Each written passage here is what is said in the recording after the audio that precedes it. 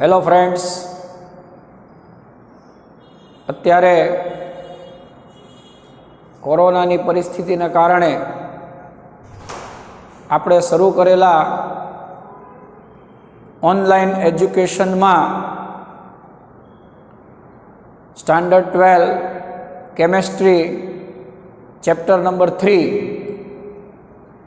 એમાં આજે આપણે એક ખૂબ જ અગત્યના સેલ વિશે વાત કરીશું, જેનું નામ છે બળતણ કોષ.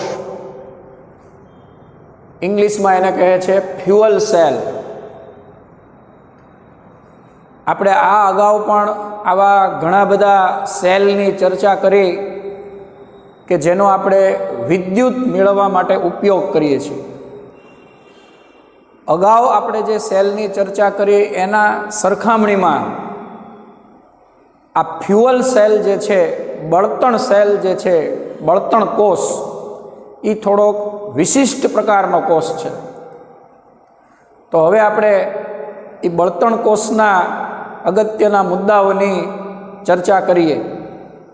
તો આપણે જાણીએ છીએ એમ સૌથી પહેલાં આપણે એનો સિદ્ધાંત સમજવો પડશે કે બળતણ કોષ જે છે એ કયા સિદ્ધાંત ઉપર કામ કરે છે.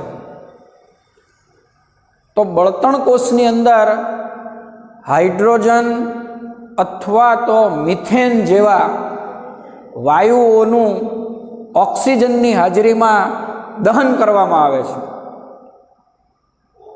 અને એ દહનને કારણે જે ઉષ્મા ઉર્જા ઉત્પન્ન થાય તેનું સીધું એટલે કે એક જ તબક્કામાં વિદ્યુતમાં રૂપાંતરણ કરવામાં આવે છે. તો વિદ્યાર્થી મિત્રો, સૌથી પહેલાં આપણને સિદ્ધાંત લખતા આવડવો જોઈએ. જોઈ લો બોર્ડ ઉપર, સિદ્ધાંત લખવાનો છે. સૌથી પહેલાં H2 મિથેન જેવા વાયુઓના દહનથી ઉદ્ભવતી ઉષ્મા ઉર્જાનું સીધું વિદ્યુત ઉર્જામાં રૂપાંતરણ. આ છે બળતણ કોષનો સિદ્ધાંત. આમાં એક શબ્દ ઉપર ખાસ હું ભાર મૂકું છું. આ શબ્દનો મિનિંગ તમારે બરોબર સમજવાનો છે કે આ કોષ વિશિષ્ટ પ્રકારનો શા માટે છે. એના માટે લખાણમાં આ શબ્દ મહત્વનો છે કે જે ઉષ્મા ઉર્જા ઉત્પન્ન થાય છે એનું ડાયરેક્ટ વિદ્યુત ઉર્જામાં રૂપાંતરણ થાય છે. એટલે કે એક જ તબક્કામાં ઉષ્મા ઉર્જામાંથી આપણને વિદ્યુત ઉર્જા મળે છે. અને એટલે તમે જુઓ તો આમાં ઉર્જાનો વ્યય થતો નથી, ઉર્જાનો વ્યય થતો નથી, અને એટલે આપણને વધારે પ્રમાણમાં વિદ્યુત મળે છે. એટલે અગાઉ જે આપણે જે બધા કોષ જોયા, સેલ જોયા, એની સરખામણીમાં આ બળતણ કોષ જે છે એની વિદ્યુત ઉત્પાદન ક્ષમતા વધારે છે. શા માટે? કારણ કે એમાં ઉર્જાનો કોઈ જગ્યાએ વ્યય થતો નથી. કેવી રીતે? તો દાખલા તરીકે તમે સાંભળ્યું હશે કે વિદ્યુત મેળવવા માટે થર્મલ પાવર સ્ટેશનનો ઉપયોગ થતો હોય છે. જો આના વિશે તમે જાણતા હો તો થર્મલ પાવર સ્ટેશનમાં શું હોય છે કે એમાં પાણીને ગરમ કરી અને વરાળ બનાવવામાં આવે છે, અને એ વરાળની મદદથી ટર્બાઇન ચાલુ કરવામાં આવે છે, અને એને આધારે વિદ્યુતનું ઉત્પાદન કરવામાં આવે છે, જેને આપણે થર્મલ પાવર સ્ટેશન કહીએ છીએ. પણ આ થર્મલ પાવર સ્ટેશનમાં જ્યારે વિદ્યુતનું ઉત્પાદન થતું હોય ત્યારે એમાં કેટલીક ઉર્જાનો વ્યય થાય છે, કારણ કે એમાં ઘણા બધા તબક્કામાંથી પસાર થવું પડે છે. તો મિત્રો, આ બળતણ કોષની આ એક વિશિષ્ટતા ખાસ ધ્યાન રાખજો કે બળતણ કોષમાં ડાયરેક્ટ વિદ્યુતનું ઉત્પાદન થાય છે, એટલે જે ઉર્જાનો વ્યય થતો અટકે છે, અને એટલે આ કોષની ઉત્પાદન ક્ષમતા જે છે એ થર્મલ પાવર સ્ટેશનની સરખામણીમાં ઘણી બધી વધારે છે. અને એટલે આપણે આને એક વિશિષ્ટ પ્રકારનો કોષ કહીએ છીએ. સિદ્ધાંત લખાઈ ગયા પછી આગળ વાત આવશે એની રચના, કે બળતણ કોષની રચના કેવી રીતે થાય. તો એની માટે આ એક સાદી આકૃતિ બનાવેલી છે. એ આકૃતિમાં તમે જોશો તો મુખ્યત્વે આ એક પાત્ર છે. એ પાત્રની અંદર આ જે તમને યલો કલરનું દેખાય છે અને આ બાજુ આ કેસરી કલરનું દેખાય છે, એ છિદ્રાળુ કાર્બનના ધ્રુવ છે. એક પાત્રમાં છિદ્રાળુ કાર્બનના 2 ધ્રુવ મૂકવામાં આવે છે. હવે તમને ખબર જ છે કે 2 શું કામ મૂકવાના? કારણ કે એક એનોડ અને બીજો કેથોડ. એટલે આપણે અહીંયા લખ્યું કે ભાઈ આ વિદ્યુત ધ્રુવ છે એ એનોડ છે અને એનોડ છે એટલે ઋણ છે. જો નિશાનીનું બરોબર ધ્યાન રાખજો. અને એટલે પહેલા જ લેક્ચરની અંદર આપણે આ બધી નિશાની તમને લખાવેલી છે. આ નિશાની બહુ મહત્વની છે કે ભાઈ આ એનોડ છે એ ઋણ ધ્રુવ છે અને આ બીજો જે ધ્રુવ છે કેથોડ એ ધન ધ્રુવ છે. ટૂંકમાં આ છિદ્રાળુ કાર્બનના જે 2 ધ્રુવ મૂક્યા એમાંથી એક એનોડ તરીકે વર્તે, બીજો કેથોડ તરીકે વર્તે. હવે જે એનોડ તરીકે ધ્રુવ વર્તે છે એમાં તમારે હાઇડ્રોજન વાયુ પસાર કરવાનો છે. આકૃતિમાં જુઓ તમે, હાઇડ્રોજન વાયુ પસાર કરવાનો છે. અને સામેની બાજુએ જે કેથોડ ધ્રુવ છે એમાં તમારે ઓક્સિજન વાયુ પસાર કરવાનો છે. કારણ કે આપણે હાઇડ્રોજનનું દહન કરી અને પાણી બનાવવાનું છે અને દહન કરવા માટે ઓક્સિજન જરૂરી છે. ટૂંકમાં આ છિદ્રાળુ ધ્રુવ છે બંને, આ બાજુથી હાઇડ્રોજન પસાર થશે, ઓલી બાજુથી ઓક્સિજન પસાર થશે. હાઇડ્રોજન અને ઓક્સિજન બંને આ વચ્ચેના ભાગમાં ભેગા થશે.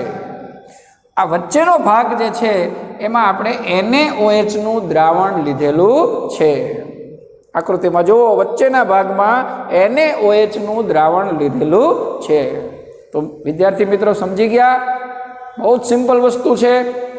એક બાજુથી હાઇડ્રોજન આવે છે, બીજી બાજુથી ઓક્સિજન આવે છે. બંને NaOH તળાવમાં ભેગા થાય છે. આ એક NaOH તળાવ છે, એમાં બંને ભેગા થાય છે અને પ્રક્રિયા કરે છે. અને એ પ્રક્રિયાને કારણે, એ દહનની પ્રક્રિયા છે, એ દહનની પ્રક્રિયાને કારણે જે ઉષ્મા ઉર્જા ઉત્પન્ન થાય એનું આપણે વિદ્યુત ઉર્જામાં રૂપાંતરણ કરીએ છીએ. તો આ આખી એની તમને મેં રચના સમજાવી દીધી. હવે આકૃતિમાં તમે ધ્યાનથી જોશો તો આ બળતણ કોષની અંદર પાણીની વરાળ ઉત્પન્ન થશે. હાઇડ્રોજન અને ઓક્સિજન વચ્ચે પ્રક્રિયા થવાથી પાણીની વરાળ બનશે. એ તો આપણને ખ્યાલ જ છે કે હાઇડ્રોજન અને ઓક્સિજન પ્રક્રિયા કરે એટલે એમાંથી પાણીની વરાળ બનશે. એ પાણીની વરાળ અહીંયા બહાર તમને દેખાડી છે. જો આ પાણીની વરાળ બહાર નીકળતી દેખાડી છે. એટલે આપણી આ જે આકૃતિ છે એ આકૃતિ પરફેક્ટ હોવી જોઈએ. એની અંદર જે બધા નામ નિર્દેશન છે એ પણ બરોબર આપણે કરેલા હોવા જોઈએ. તો આ વાત થઈ ગઈ બળતણ કોષની રચના. તો રચનામાં તમને ખ્યાલ આવી ગયો. હવે આગળ જઈએ. જે મહત્વની વસ્તુ છે પ્રક્રિયા. કેમેસ્ટ્રીની અંદર આ મુદ્દો બહુ મહત્વનો મુદ્દો છે, પ્રક્રિયા. જો દરેક સવાલ જવાબ આપણી NCERTની બુકમાં જેટલા ટોપિક્સ આપ્યા છે એ બધા ટોપિક્સ તમારે નાના નાના મુદ્દાઓ પ્રમાણે તૈયાર કરવા, તો તમને બહુ સરળતાથી યાદ રહેશે. તમે બોર્ડ ઉપર જુઓ, મેં બધા એટલે હું મુદ્દા લખતો જાઉં છું કે ભાઈ પહેલો મુદ્દો સિદ્ધાંત. બળતણ કોષ વિશે આપણને કોઈ પૂછે એટલે આપણને પહેલું તો એનો સિદ્ધાંત આવડવો જોઈએ, બીજું એની રચના આવડવી જોઈએ, અને હવે ત્રીજો સૌથી મહત્વનો મુદ્દો છે પ્રક્રિયા. તો યાદ કરો, આજે તો આપણું 14મું લેક્ચર છે. અગાઉના 13 લેક્ચર સુધી આપણે ભણ્યા. લગભગ હવે આ પ્રકરણ પૂરું થવા આવ્યું. તો તમને બધાને હવે તો યાદ જ રહી ગયું હશે કે ભાઈ આ પ્રકરણની અંદર જ્યારે પ્રક્રિયાની વાત આવે ત્યારે આપણા મગજમાં 2 શબ્દો આવવા જોઈએ. લગભગ દરેક લેક્ચરની અંદર આ 2 શબ્દો આપણે આવ્યા છે. અને એ 2 શબ્દો છે AO કેરી. તો તમારામાંથી કોઈ કહેશે AO એટલે શું? એનોડ પર ઓક્સિડેશન. જો આપણે યાદ રાખવા માટે ટૂંકમાં લખીએ છીએ એનોડ પર ઓક્સિડેશન, અને કેરી એટલે કેથોડ પર રિડક્શન. આ બે મહત્વની પ્રક્રિયાઓ આપણને લખતા આવડવી જોઈએ. હવે તમે આકૃતિમાં જોઈ લો કે એનોડ ઉપર હાઇડ્રોજન વાયુ છે અને કેથોડ ઉપર ઓક્સિજન વાયુ છે. તો અહીંયા હું મૂકી દઉં હાઇડ્રોજન વાયુ, અહીંયા મૂકી દઉં ઓક્સિજન વાયુ. હવે આ હાઇડ્રોજન વાયુ છે એનું ઓક્સિડેશન થશે, એટલે કે એ ઓક્સિજન સાથે જોડાશે, એટલે H2 માંથી H2O બનશે. H2 માંથી H2O બનશે અને કેથોડ ઉપર રિડક્શન થશે, એટલે ઓક્સિજન સાથે હાઇડ્રોજન જોડાશે, એટલે એમાં OH માઇનસ બનશે. તો આપણને વ્યાખ્યાઓ બધી બરોબર આવડવી જોઈએ કે ભાઈ ઓક્સિડેશન એટલે ઓક્સિજન જોડાય, રિડક્શન એટલે હાઇડ્રોજન જોડાય. તો ખરેખર તમારે આટલું જ યાદ રાખવાનું હોય છે કે ભાઈ H2 માંથી H2O બન્યો અને O2 માંથી OH માઇનસ બન્યો. બરાબર. હવે બાકીની પ્રક્રિયા તો તમે સમજીને પણ લખી શકો. કેવી રીતે જોઈએ? 11મા ધોરણનો ઉપયોગ કરો કે આ હાઇડ્રોજન છે એ 0 છે અને એમાંથી આ H2O માં જે હાઇડ્રોજન બનશે આ H2 એ +2 હશે, કારણ કે હાઇડ્રોજન +1 છે, એવા 2 હાઇડ્રોજન છે એટલે +2 થયું. એનો અર્થ કે 0 માંથી +2 થયું. જો તમે પ્રક્રિયાઓ ગોખીને તૈયાર કરશો ને તો એમાં ભૂલ પડવાની સંભાવના છે, પણ જો તમે સમજીને તૈયાર કરશો કે ભાઈ હાઇડ્રોજન 0 માંથી +2 થાય છે માટે એ 2 ઇલેક્ટ્રોન ગુમાવશે. 0 માંથી +2 થયું, 2 નો વધારો થયો, એનો અર્થ કે 2 ઇલેક્ટ્રોન ગુમાવશે. એટલે આપણે આ 2 ઇલેક્ટ્રોન અહીંયા લખ્યા, એટલે આપણું ઓક્સિડેશન થઈ ગયું કે ઓક્સિડેશન એટલે 2 ઇલેક્ટ્રોન ગુમાવશે. તો અહીંયા આપણી ઓક્સિડેશનની વાત થઈ ગઈ. હવે પ્રક્રિયાને સંતુલિત કરવા માટે આ 2 માઇનસ લખ્યા છે, એવા આપણે અહીંયા 2 માઇનસ લખવા માટે આપણે લખશું 2OH માઇનસ. જેવા આ બાજુ -2 છે એવા -2 અહીંયા લખવા માટે 2OH માઇનસ લખશું. અને આ OH માઇનસ આપણને ક્યાંથી મળશે? તો કે આપણે NaOH નું દ્રાવણ લીધું છે. આપણે 11માં શીખ્યા છીએ કે અમુક રેડોક્સ પ્રક્રિયા એસિડિક માધ્યમમાં થાય, અમુક રેડોક્સ પ્રક્રિયા બેઝિક માધ્યમમાં થાય. આપણે અગાઉ લેડ સંગ્રાહક કોષ ભણ્યા, એમાં આપણે સલ્ફ્યુરિક એસિડ લીધું હતું, તો એ એસિડિક માધ્યમ છે.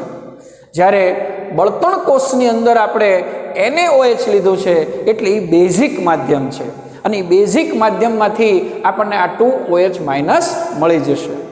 હવે જુઓ તો આ બાજુ H2 છે, જ્યારે આ બાજુ હવે H થઈ ગયા 4, તો આપણે અહીંયા એને 2 વડે ગુણવા પડશે. આમ સ્ટેપ બાય સ્ટેપ સમજવાનું છે કે આપણે અહીંયા 2 વડે ગુણી નાખ્યું તો હવે આ પ્રક્રિયા જોઈ લો સંતુલિત થઈ ગઈ. બરાબર છે, ઓક્સિડેશનની પ્રક્રિયા થઈ ગઈ. હવે આપણે રિડક્શનની પ્રક્રિયા જોઈએ. તો રિડક્શનની પ્રક્રિયામાં તમે જોશો તો આ ઓક્સિજનનો આંક છે 0. સમજો બરાબર, ઓક્સિજનનો આંક છે 0. અહીંયા હું લખું કે ઓક્સિજનનો આંક છે 0. આ ઓક્સિજનનો આંક છે -2. બરાબર, પણ આવા કેટલા ઓક્સિજન છે? 2 ઓક્સિજન. અને એટલે આપણે અહીંયા એને 2 વડે ગુણશું. આ બધું 11માં આપણે શીખ્યા છીએ કે હંમેશા પરમાણુ સમાન હોવા જોઈએ.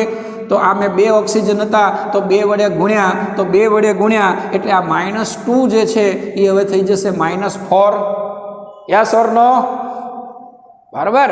એટલે આનો અર્થ કે ઓક્સિજન છે એનો આંક 0 માંથી -4 એટલે કે 4 નો ઘટાડો થાય છે, એટલે એ 4 ઇલેક્ટ્રોન મેળવે છે, એમ કહેવાય. રિડક્શન છે. રિડક્શન જો વ્યાખ્યા કેટલી મહત્વની છે કે ઓક્સિડેશન આંક ઘટે એટલે રિડક્શન, અને રિડક્શન એટલે ઇલેક્ટ્રોન મેળવે. એટલે મેં આ 4 ઇલેક્ટ્રોન મેળવ્યા, કારણ કે 4નો ઘટાડો થાય છે. સમજો બરાબર, 0માંથી -4, 4નો ઘટાડો, એટલે મેં 4 ઇલેક્ટ્રોન મેળવ્યા. હવે આ ઉપરથી આપણે ઓક્સિડેશન લઈ લઈએ, એ સમજવા માટે છે, એ તમારે લખવાના નથી. હવે આગળ આપણે જોઈએ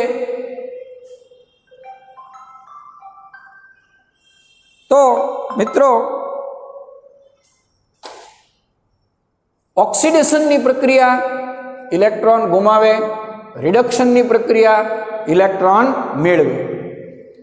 આટલી વાત સમજાઈ ગયા પછી હવે આપણે જોશું તો આ બાજુ -4 છે. જો હવે એ -4ને સંતુલિત જો કરવા હોય તો અહીંયા પણ મારે 4 લખવું પડશે, 4OH-, તો જ એ સંતુલિત થશે. બરાબર, 4- તો મેં લખી નાખ્યું 4-, તો આ બાજુ ઓક્સિજન થઈ ગયા 2, હાઇડ્રોજન થઈ ગયા 4, એટલે મારે અહીંયા લખવું પડશે 2H2O. તો હવે આ પ્રક્રિયાને જોઈ લો, 2 ઓક્સિજન ને 2 ઓક્સિજન એટલે 4 ઓક્સિજન થઈ ગયા, 2 દુ 4 હાઇડ્રોજન થઈ ગયા, -4 થઈ ગયા, એટલે આ પ્રક્રિયા સંતુલિત થઈ ગઈ. બરાબર છે. જો આપણે કોઈ પણ પ્રક્રિયા ગોખવાની નથી, એને સમજવાની છે. તો આ પ્રક્રિયા હવે સંતુલિત થઈ ગઈ. 11માં આપણે શીખ્યા કે બંને પ્રક્રિયામાં ઇલેક્ટ્રોનનો ફેરફાર સમાન હોવો જોઈએ.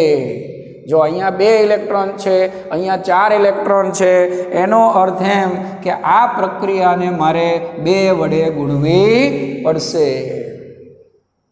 સમજાય છે બરાબર? આમાં 4 ઇલેક્ટ્રોન છે, એવા 4 ઇલેક્ટ્રોન જો મારે કરવા હોય તો આ પ્રક્રિયાને મારે 2 વડે ગુણવી પડશે. તો હવે આખી પ્રક્રિયાને હું 2 વડે ગુણું તો અહીંયા આવશે 2H2, અહીંયા આવશે 4OH-, અહીંયા આવશે 4H2O, અહીંયા આવશે 4 ઇલેક્ટ્રોન. એટલે કે પ્રક્રિયાને મેં 2 વડે ગુણી નાખી. સમજો. તો આ વાત થઈ ગઈ. હવે આપણે આ બંને પ્રક્રિયાનો સરવાળો કરીએ. બંને પ્રક્રિયાનો તમે સરવાળો કરશો એટલે આ 4 ઇલેક્ટ્રોન કેન્સલ થશે. 4OH- કેન્સલ થશે. એટલે આપણને પ્રક્રિયા શું મળશે? તો જો કુલ પ્રક્રિયા આપણને શું મળશે? તો કે 2H2 + O2 gives. હવે અહીંયા ધ્યાન આપી લો, સમજી લો બરાબર કે આ બાજુ 2H2O છે, ઓલી બાજુ 4H2O છે. તમે આ 2H2O ને ઓલી બાજુ લઈ જશો એટલે 4માંથી બાદ થઈ જશે, એટલે તમને મળશે 2H2O. તો આ પાણી ઉત્પન્ન થવાની આપણને પ્રક્રિયા મળી. તો બળતણ કોષની અંદર, હવે સમજાઈ ગયું બરાબર? બળતણ કોષની અંદર હાઇડ્રોજન અને ઓક્સિજન વચ્ચે પ્રક્રિયા થવાથી પાણી બને છે, અને આ દહન પ્રક્રિયાને કારણે એમાં ઉષ્મા ઉર્જા ઉત્પન્ન થાય છે, અને આ ઉષ્મા ઉર્જાનું પછી વિદ્યુતમાં રૂપાંતરણ થાય છે. તો આ આખું તમારે એની પ્રક્રિયા આ પ્રમાણે સમજાવવાની છે. પ્રક્રિયામાં કોઈ જગ્યાએ ભૂલ ન થાય એ રીતે મેં તમને આખી બંને પ્રક્રિયાઓ બળતણ કોષની સમજાવી. આ રીતે સમજીને જો લખો તો આપણા માર્ક્સ ક્યારેય કપાય નહીં. તો આ વાત થઈ ગઈ બળતણ કોષમાં થતી પ્રક્રિયા. એ પ્રક્રિયાને કારણે ઉર્જા ઉત્પન્ન થાય અને એમાંથી આપણને વિદ્યુત મળે. ઓકે, તો આ મુદ્દો તમારે ખાસ સમજીને તૈયાર કરવાનો છે. બાકી બધા મુદ્દા એવા છે કે એ તમને ખ્યાલ આવી જ જશે. છેલ્લો મુદ્દો છે ફાયદા, કે ભાઈ આ બળતણ કોષના ફાયદા શું છે? તો પહેલો ફાયદો તો એ કે આ કોષથી પ્રદૂષણ થતું નથી. પહેલો ફાયદો કે આ બળતણ કોષ એવો છે કે એનાથી કોઈ પ્રકારનું પ્રદૂષણ નથી થતું. વાતાવરણનું પ્રદૂષણ, ધ્વનિનું પ્રદૂષણ કે એવું કોઈ પ્રદૂષણ થતું નથી. એટલે એન્વાયરમેન્ટને કોઈ નુકસાન થતું નથી. એ દૃષ્ટિએ આ કોષનો આ એક સૌથી મોટો ફાયદો છે કે પ્રદૂષણ થતું નથી. બીજો આપણે એનો ફાયદો શરૂઆતમાં જ કીધું, જ્યારે આપણે આ જે સિદ્ધાંત ભણ્યા ત્યારે મેં તમને કીધું કે બીજો ફાયદો શું છે, તો કે એની ઉત્પાદન ક્ષમતા ખૂબ વધારે છે. આ ખાસ ધ્યાન રાખજો, કારણ કે એમાં ઉર્જાનો વ્યય થતો નથી, એટલે એની ઉત્પાદન ક્ષમતા ખૂબ વધુ છે. વિદ્યુત ઉત્પાદન કરવાની જે ક્ષમતા છે એ ખૂબ વધુ છે. હવે આ કોષમાંથી કેટલા વોલ્ટેજ મળે છે એ પણ તમે લખી શકો કે 1.23 વોલ્ટ જેટલું બળતણ કોષમાંથી આપણને મળે છે. જેમ આપણે અગાઉ જોયું હતું, સૌથી પહેલો સૂકો કોષ, તો એમાંથી આપણને 1.5 વોલ્ટ મળતા હતા. એમ આ બળતણ કોષ જે અત્યારે ડ્રો કર્યો છે, આવો બળતણ કોષ, એમાંથી આપણને 1.23 વોલ્ટ જેટલી વિદ્યુત મળે છે. અને જેમ જેમ તમે આમાં હાઇડ્રોજન અને ઓક્સિજન પસાર કરતા જાઓ એમ આ કોષ સતત કાર્યરત રહે. એને જેમ હાઇડ્રોજન અને ઓક્સિજન પૂરો પાડો એમ આ કોષ કાર્યરત રહે અને એમાંથી તમને વિદ્યુત મળતી જાય.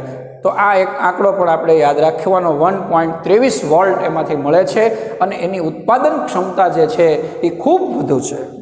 અને ત્રીજો મહત્વનો ફાયદો છે કે એનો અવકાશયાનમાં ઉપયોગ થાય છે. અવકાશયાનમાં એનો ઉપયોગ થાય છે.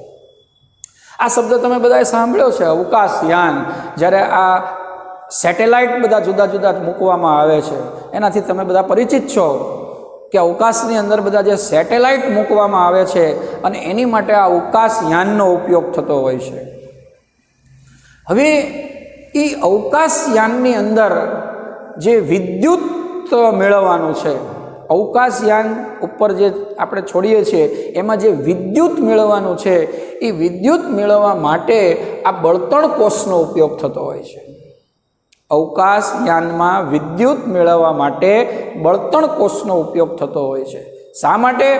કારણ કે એની વિદ્યુત ઉત્પાદન ક્ષમતા વધારે છે, એટલે અવકાશની અંદર સતત એને વિદ્યુત મળતી રહેશે. બીજી વાત જુઓ કે આ બળતણ કોષમાંથી પાણીની વરાળ પણ બને છે. આ એક જોઈ લો બરોબર, બળતણ કોષમાંથી પાણીની વરાળ પણ બને છે અને એ પાણીની વરાળનું આપણે પીવાના પાણીમાં રૂપાંતરણ કરી શકીએ, જેથી અવકાશ યાત્રીઓને પીવાનું પાણી પણ મળી રહે. કારણ કે આપણને ખબર છે કે અવકાશયાન ઉપર ઉડતું હોય તો ત્યાં તો કાંઈ મ્યુનિસિપાલિટીની પાણીની લાઈન હોય નહીં, બરાબર છે. આપણે તો અહીંયા બધે મ્યુનિસિપાલિટીની પાણીની લાઈન છે, પણ આકાશમાં કાંઈ મ્યુનિસિપાલિટીની પાણીની લાઈન હોતી નથી. તો જો અવકાશ યાત્રીઓને પાણી જોતું હોય, પીવાનું પાણી જોતું હોય, તો એમને આ બળતણ કોષમાંથી જે પાણીની વરાળ ઉત્પન્ન થાય એમાંથી એને પાણી મળી રહે. તો આવા બધા ઘણા બધા ફાયદા અવકાશયાનના છે. તો અહીંયા આપણે બળતણ કોષની ખૂબ સરસ રીતે ચર્ચા કરી. મેં તમને કીધું એમ તમારે મુદ્દા વાઇઝ યાદ રાખવાનું છે તો તમને પૂરેપૂરા માર્ક મળે. તો જે કોઈ ટોપિક આપણે શીખ્યા એ બધામાં જો આપણે મુદ્દા લખ્યા છે કે ભાઈ બળતણ કોષ એટલે સિદ્ધાંત, રચના, પ્રક્રિયા અને ફાયદા. આ પ્રમાણે જો તમે તમારી નોટ તૈયાર કરો ટેક્સ્ટબુકમાંથી જોઈ તો તમને પૂરેપૂરા માર્ક મળી શકે. હવે આ પ્રકરણમાં આપણે એક છેલ્લો મુદ્દો બાકી રહે છે, એ આની પછીના નેક્સ્ટ લેક્ચરમાં આપણે એની ચર્ચા કરશું. એટલે આ પ્રકરણ આપણું ઓનલાઈન એજ્યુકેશનમાં પૂરું થશે. તો હવે પછી મળશું આપણે નેક્સ્ટ એપિસોડમાં અને છેલ્લા ટોપિકની ચર્ચા કરશું. જય ગુજરાત, જય ભારત.